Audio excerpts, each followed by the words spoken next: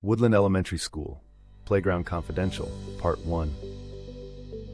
Woodland Elementary School came with its own proving ground. Although outsiders often wrote it off as nothing more than a simple playground, those of us who ran through that unforgiving and cruel jungle know better. The playground at Woodland was actually a bit schizophrenic. There were sections designated as safe for grades K to 3, then other areas deemed suitable for the more discerning 4th to 6th grade crowd. This 38th parallel was never actually marked with a physical line on the asphalt or anything, but the younger kids instinctively knew when they were getting perilously close to crossing over it. It was Stowe's version of a prison shock collar, only without the explosive charges. The K3 crowd had to content themselves with games like hopscotch, which was barely a game in the first place, and the dreaded small swings.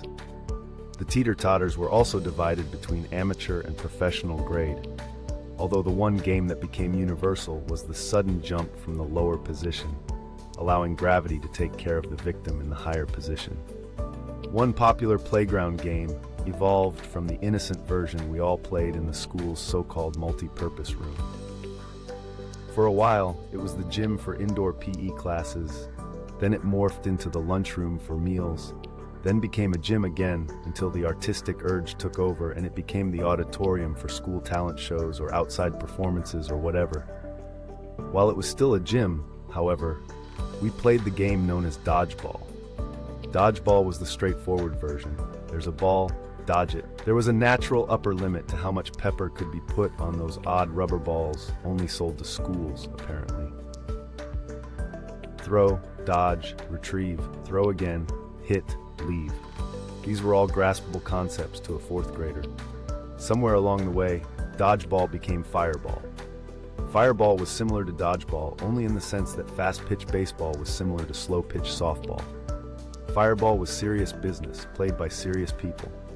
I remember one guy at Kimpton Middle School who could pick off any target of his choosing from across the entire gym floor.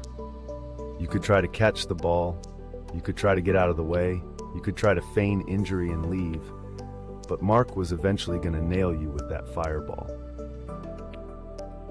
Death by round rubber was in the cards.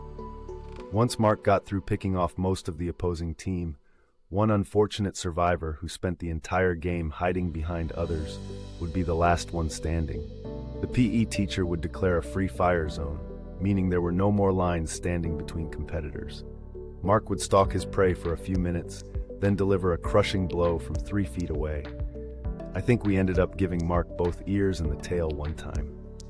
There was another game which was actually banned by the principal during my time at Woodland. Many of us can still remember the last words we heard before our collective lights went out. Red Rover, let Mikey come over. Red Rover was definitely a team sport, with 2 lines of players facing each other from a distance. The idea was to link arms and form an impenetrable human chain. A captain would select a challenger from the other side and lead his or her team in the taunting chant, Red Rover, let, insert name here, come over. With that simple request, inserted name would try to break through the chain by any means necessary. If he or she was successful, a player would be sent back to the other side. If he or she could not break through, they became the newest link in that chain. This process of brute force elimination could stretch on for a while, I remember. The Red Rover rot set in after more than a few insert names here came on over as requested and failed miserably.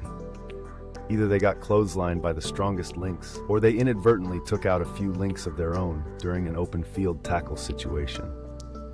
The Red Rover victim-to-champion ratio became far too lopsided for the principal's liking, so he sent out a general bulletin that our Red Rover playing days were over.